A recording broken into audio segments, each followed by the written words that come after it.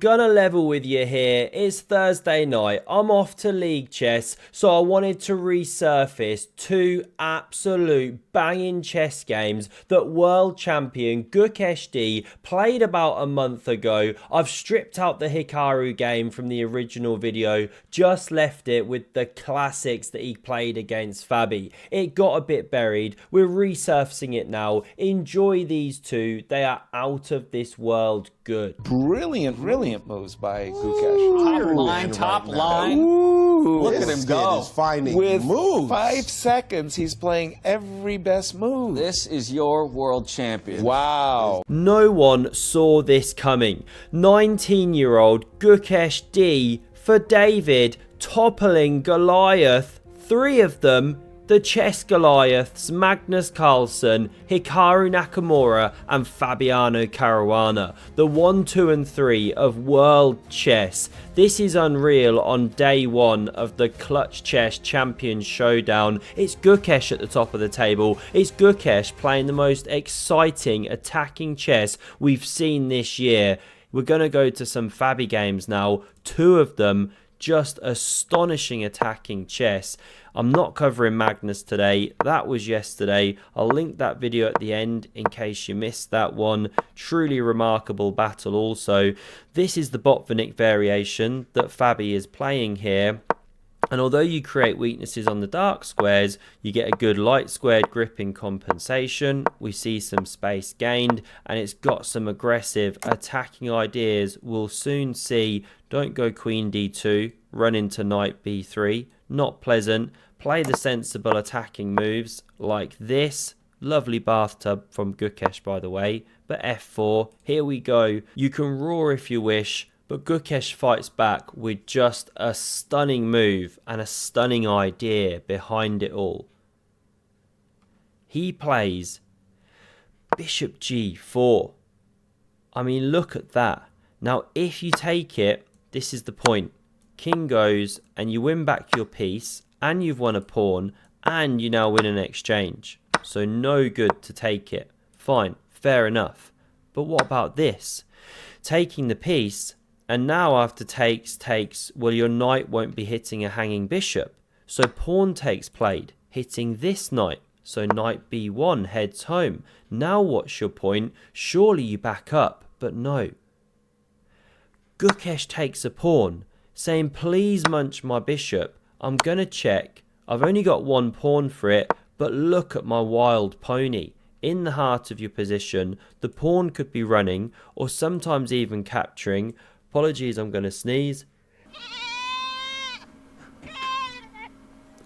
Back in the room. I'm allergic to my own BS at times. Sorry about that. And you've really got huge play for the piece. But no two ways about it. It's scary giving a piece. So in the game, we saw Fabi take.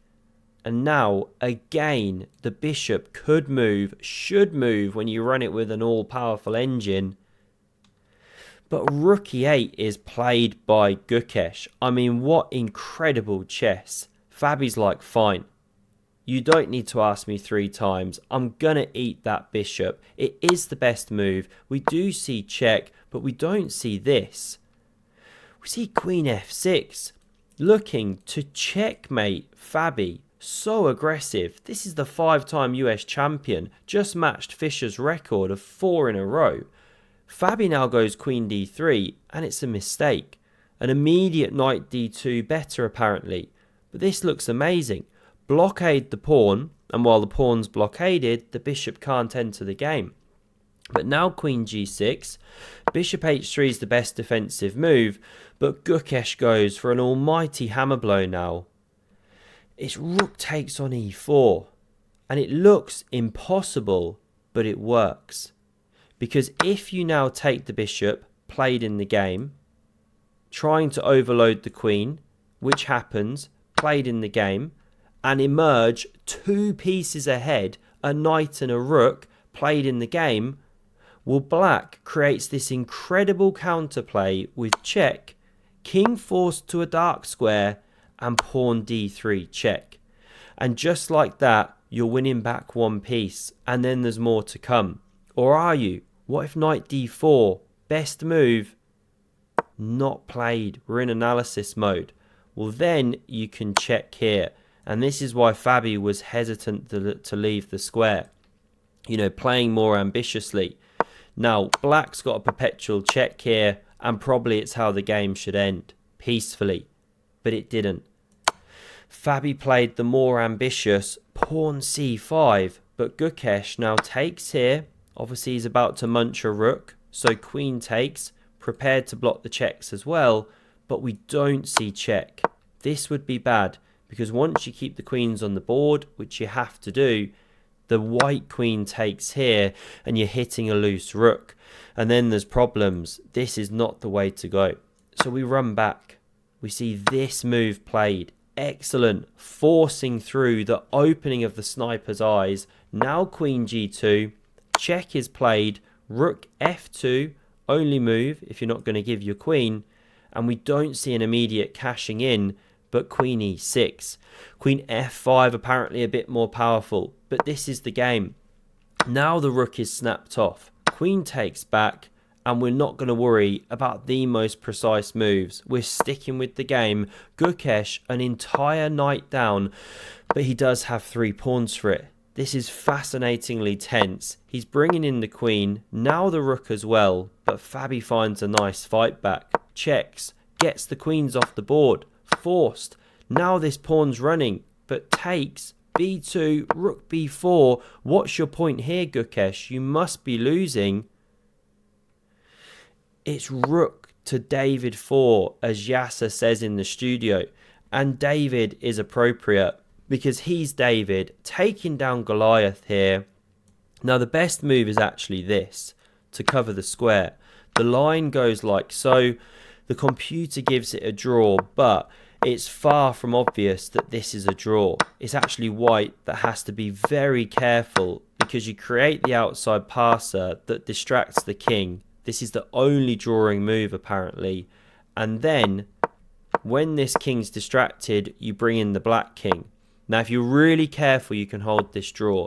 If you're not careful with white, the king will eat the pawn, the second one will run, and you're just lost. So you just have to be so careful. But knight c3 missed. This was the game.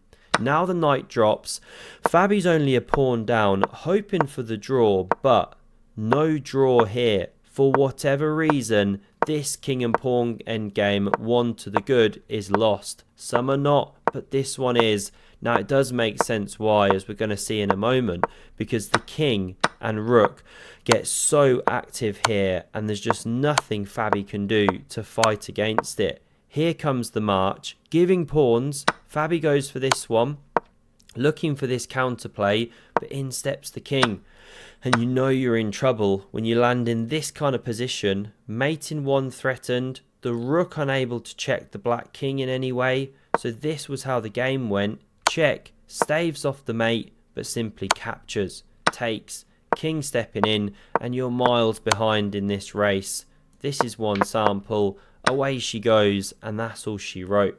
What a phenomenal game. 2 pieces down at one point. Let's run here. And he's found Oh! Bishop F6. Wow, a this monster is move. Boss, the king is about to be ripped apart. Double exclam, and mate in 5 is on the board. And guess who's going to be leading after day 1? I'll give you one guess. Are you kidding me? Third and final game. Gukesh with white. And we get some King's Indian mayhem. It's stunning. Fabi rejuvenating this opening. If you want to learn something like the King's Indian, by the way, I cannot recommend enough. Lotus Chess in the description. What's so good about it is you can take on a new opening and learn all the key variations within like half an hour, and you get something very playable. It's gamified. The AI teacher shows you good moves for your level of chess, and you can pick up and run with something new in no time at all. It reimagines your entire repertoire if you want it to. Connects with Lead Chess, chess.com. You can also bring in your existing games, existing openings, look for new ideas. They just passed 100,000 downloads. So good. Check out the link below. Free to get started. C4 now from Gukesh. Pawn c6, and we're going to rattle off these opening moves here. Get to the best part, the most juicy action. What I love about this game here is that Fabi shows there are different ways to play in these tried and tested openings. You know, you can play on the queen side like he's doing here. Hold off on the f5 stuff. The bishop bounces round. Gukesh now takes here, supports his knight on b5, but a great move by Fabi. Knight e8. And he's bringing it round to pressure the knight on b5, as well as unleashing the f-pawn. But Gukesh finds a great fight back. Bishop d2. Now if you go here, you can pin and win, basically. You'd have to do something like this. Looks like you're collecting a bishop, but no. Rook defends in time. Good for white. So, no knight c7. Fabi plays the queen out. Rook fc1. Now knight c7. And things are a bit different, of course, because the queen stands here defending the pawn. It's not here, but there is a critical problem. Bishop f1 holds things, and now how to proceed. There isn't actually a knockout. This is the top move of the engine, kicking on with that pawn h5.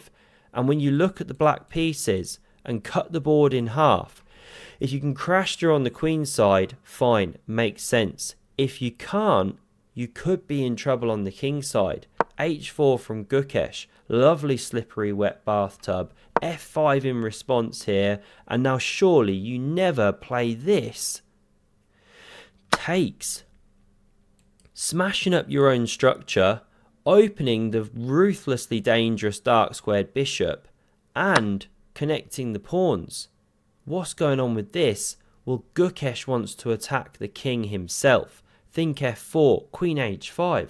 So he first plays bishop g5 to get the bishop in front of the pawns once he goes f4. Rook e8. These aren't the best moves, but we'll run with what was played. And now with f4 on the way, Fabi gets spooked and he plays the move himself. Apparently a sort of rook f7 defensive maneuver was stronger. Take care, bring the bishop round. He does this. And although he stops white from ever going f4, opens the rook, opens the bishop, looks amazing, this queen finds a new home, and it's actually white who begins the process of swinging these rooks into the attack. Deadly, reminiscent of this Magnus Carlsen Gata Kamsti game, first he ever played at St. Louis. They covered it on the Chess Base India interview with Magnus just a day or two ago. Look at them swinging. Even though the king's exposed, they are now deadly, and this is a mistake of a move. Trying to get some peace back into the defence was better. Rook e3 if you can possibly make it work. This is a problem because it encourages bishop d3, and now the nail in the coffin. Rook takes on d5. This is Fabi that Gukesh is just dismantling here. It looks great. Take a pawn. Prepare to bring the bishop to the long diagonal, but king h1 simply, bishop b7, the rooks double, knight takes on b5, and Gukesh just ignores the fact that he has a hanging horsey. He plays bishop f6. Absolutely stunning brilliancy. These pieces embarrassed because you're getting checkmated. Now the bishop was captured. There was nothing better. It was attacked 3 times. The follow-up point is queen takes on f4. And you're threatening mate in 1. And you just have nothing. You cannot fight against it. The king's cut here. The king's cut here and here. You know, what do you do? How do you actually cover that square? Well, with the bishop, of course. But it gets taken wherever it goes. Fabi desperately whips out this low on time, but takes, not takes, sorry. If takes, then the mate is actually this. King goes and this. The bishop blocks here. Not that you wouldn't mate next move anyway. And if you block, then this. And if you don't do any of that stuff, if you play what Fabi did, well, there's another brilliancy finish. Rook g8 check. Fabi resigns. Because takes and mate. cannot believe the chess that Gukesh brought here. These two games themselves were the most impressive of the day in my view. I mean, truly insane attacking chess.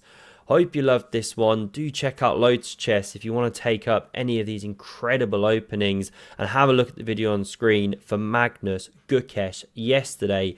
Absolutely incredible. Thanks a lot and see you soon. Cheers.